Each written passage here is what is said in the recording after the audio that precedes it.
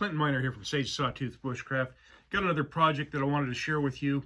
When we rendered out that pine pitch that we did in previous videos, one of the things I talked about was making some salves with that. And in order to do that, we needed another medium that we could mix that pine pitch with to make the salves. Did some research, found that one of the very basic ancient ways of doing that is using tallow. And so today's project is that we're going to be rendering some tallow. So what we're going to be doing today is taking this and turning it into this through a process of distilling out the tallow from beef fat. Stay tuned.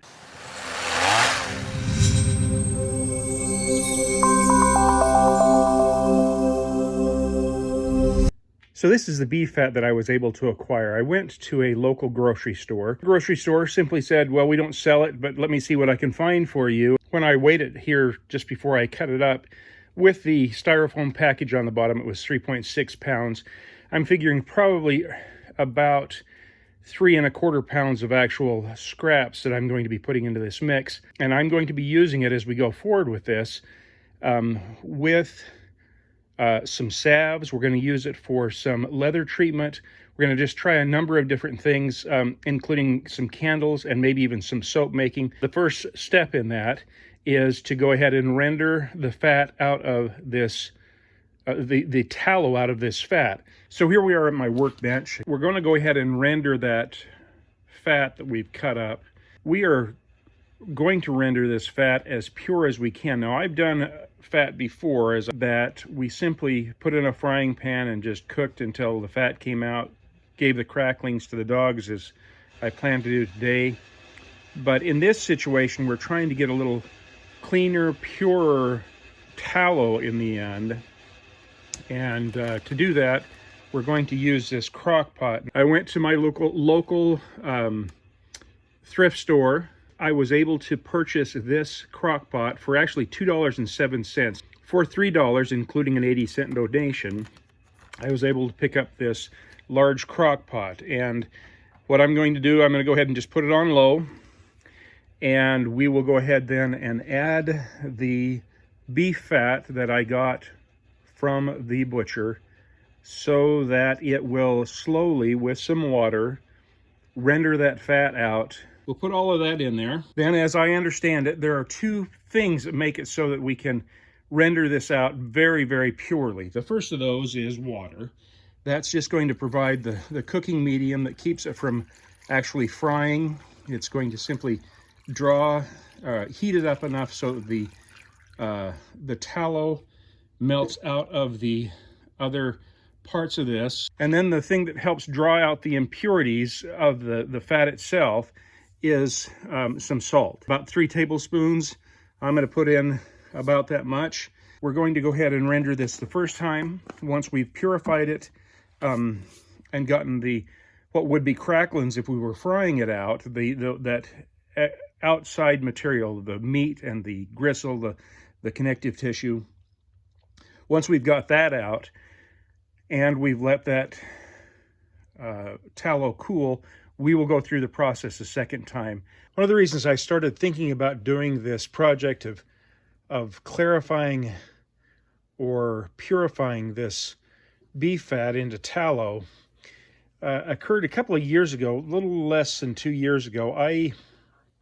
We bought a beef brisket, an entire beef brisket from Costco. And when we did, it had so much fat on it that as I was kind of trimming it up so that we could use the different pieces for different cooking projects, I had pounds of fat. And so I actually fried it in a frying pan inside our house and came up with this. It's a Costco peanut can. And by the time I'd clarified it down, and I kind of quit probably 3/4 of the way through because the house smelled so strong that I was asked to quit doing it. But that filled this within an inch of the top of this 2.5 pound can of peanuts, what was a 2.5 pound of peanuts. Now, I did that thinking I'll get around to using it for something sometime, and I stuck it in my garage. Now, here in the Boise Valley in Idaho, it gets well over 100 degrees a number of days during the summer. This has sat through at least one and I think two full summers. And in that process, when I found it the other night, I was quite certain that it would be horrendously rancid. And when I opened it up, there wasn't any smell.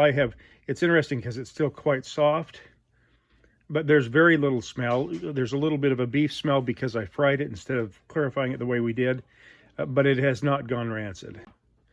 Because it isn't rancid, it told me that it's something that I can do this with and use it over time. And so that's what we're doing this project for. This beef fat has been on high. I turned it up in this crock pot with the water that you saw me put in and the salt. It's been in there for now about 4 hours. I started straining that out, and one of the things that I was told in some of the research, the videos I watched, the things I read, is that the smaller you cut it up, the less time it takes to get that fat out. I left a few pieces fairly large because the connective tissue was pretty tough. Thought maybe it'd just work out okay. I still have got an awful lot of fat in those separate pieces, and so I'm going to give this probably a couple of more hours at least, maybe 3 or 4 more hours. We're going to try and get as much of the fat out of these as we can before I go ahead and strain it. So we're going to go ahead and set that aside and we'll come back.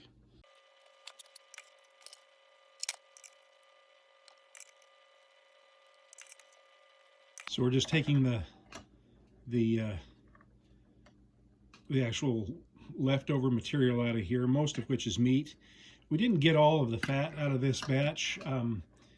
If I do it again, I will cut the pieces much smaller. I was warned that I should do that. Some of the larger pieces, it looks like it had a really hard time breaking down the connective tissue between the layers of fat, and that left us then with some of these pieces still have quite a lot of fat in them, you can see, and I could have rendered that down and gotten that out. I think we're okay with this batch. Just we're kind of learning as we go, like we always are on Sage to Sawtooth Bushcraft. So now I've got my broth, and I've got a wire mesh strainer that I have lined with a piece of an old 100% cotton shirt. You can see what I've done there. And we're just going to try and get out of as many impurities as we can out of that concoction we've got there. So I'm going to go ahead and just pour this through, dipping out. I've just got a cup that I'm dipping it out of the crock pot with. Most of this is water. As I said, if I had strained or if I'd cut my material up a little smaller, I probably would have gotten a better rendering, a bit more fat. One of the things you can see when you're doing it this process, as opposed to simply frying it up to render it, is that we're getting a lot more of the, just the junk, the blood and the tissue, the meat, the connective tissue, all those kinds of things that were in this, instead of just staying in the grease as they were if I were frying it up. They're making their way out into the straining process.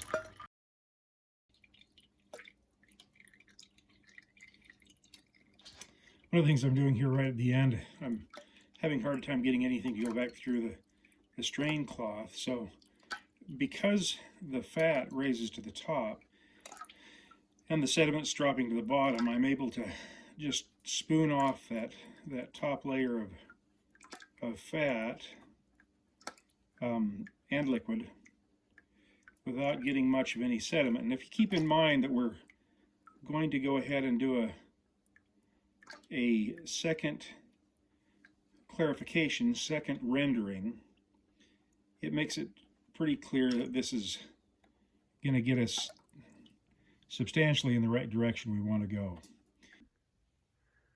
Okay, it's been about 24 hours since we finished the first rendering, and I've got here sitting in the bowl the tallow that came from the fat that we had in the crock pot. And what we're going to do now is we're going to take it out of that bowl. You'll see how we simply put the water and the tallow, just the mixture, into this bowl, and it's separated. The water's going to go underneath. These round bowls work pretty well because it makes it so you can just hopefully slip this right up.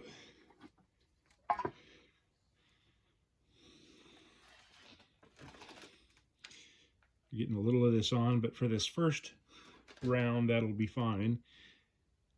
What we've got underneath here is some kind of gelatinous ooze that has a lot of impurities still floating down in it. What we're going to do is set that aside. On this that we've got on the bench, there's still some of that impurity on the bottom here. So what we're going to do, see this impurity, the kind of stuff, what I'm going to do is I'm going to wipe off the liquid, just using some shop paper towels, clean up that liquid that has some of that impurity in it, and I'm getting some granules. I think that might be salt. Now that we've got the liquid off, I'm going to just go ahead and scrape this. I'm going to lose a little bit of the tallow, but we're going to get a lot purer tallow by getting rid of this. There's still some little chunks of kind of meat. We're going to go ahead and put this all back into the crock pot with some water I have right here on hand.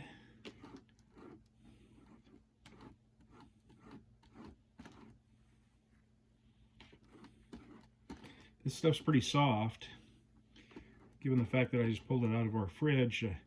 The fridge I keep out here in the garage is very cold.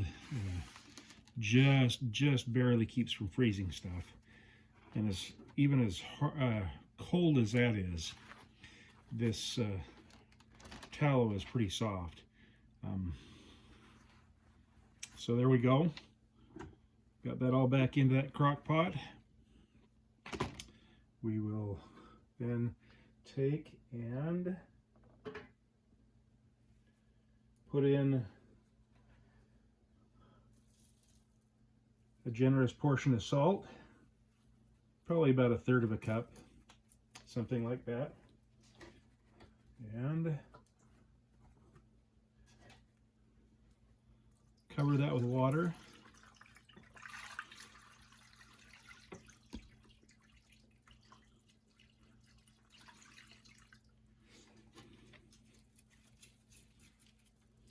We'll put the lid back on here, and I've got it set on high. We'll give it a few hours to render down again, and we'll repeat that process. We'll put it in the fridge again, let it solidify, and once it's done that, then we'll be ready to pull it out again and finalize it, and then we'll store it as we need it.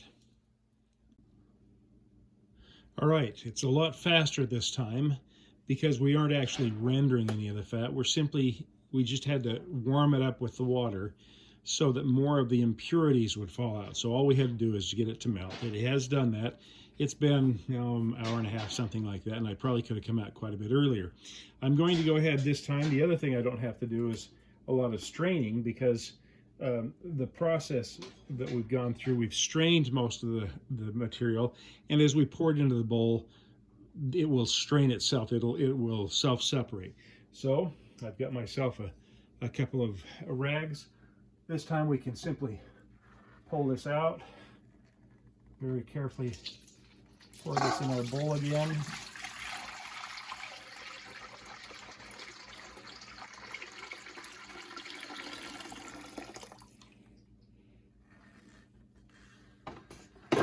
It'll turn off the crock pot, and I'll go ahead and put this bowl of beef broth soup in the fridge, let it self-separate, harden again. We'll pull it off, do a little more cleaning, and then we'll have our final product. All right, so now we're in the final step here. We have let this cool. It's actually been in my fridge for a couple of days because some things came up and I haven't been able to get back to it. But like we did before, we simply are gonna get this out of this bowl, maybe. There we go. And what we end up with is this very, very clean,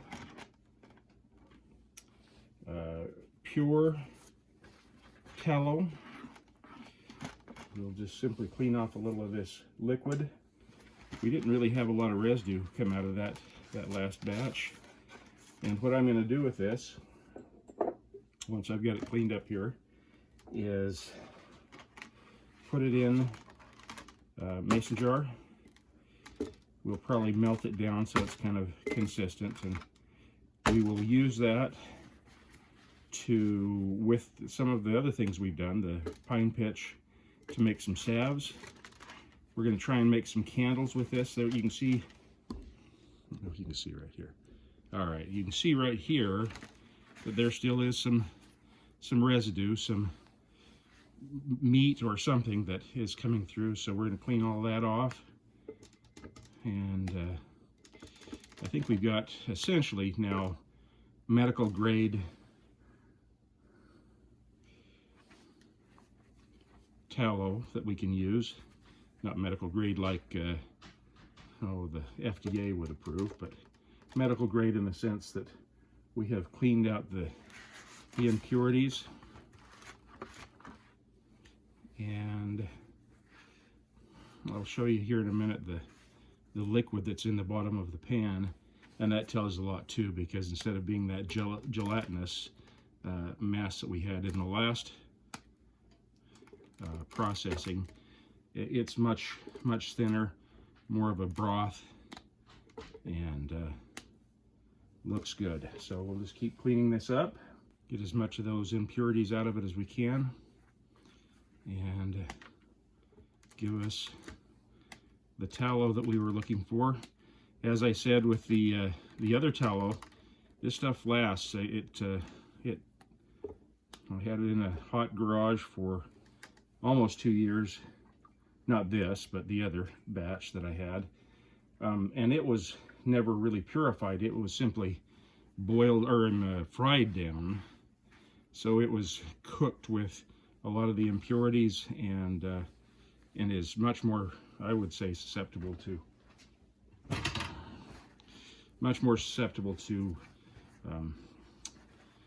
going rancid.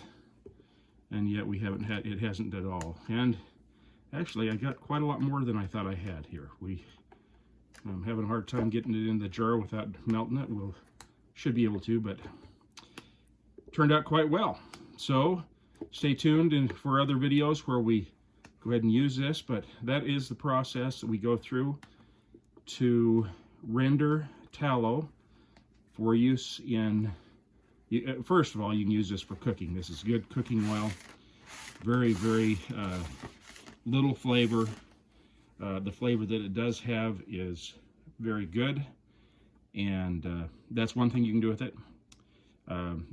The fancy restaurants use it for what they call beef butter. So if you've got a cut of beef that is high flavor but not a lot of fat, and therefore can be dried out fairly quickly, they'll cook this, cook the steak, put a chunk of this on and let it melt over that steak and give it the flavor you want. It also can be used for medicines, candles, all kinds of other items that need that carbon-based fat. So this is Clinton Miner from Sage Sawtooth Bushcraft. I really appreciate you following our videos. If you like these videos, please give us a thumbs up. Really helps with that algorithm. If you haven't already done so, please subscribe and share it with your friends. And until the next video, remember, here at Sage Sawtooth Bushcraft, we say, if you're prepared, you're never really lost. Thanks.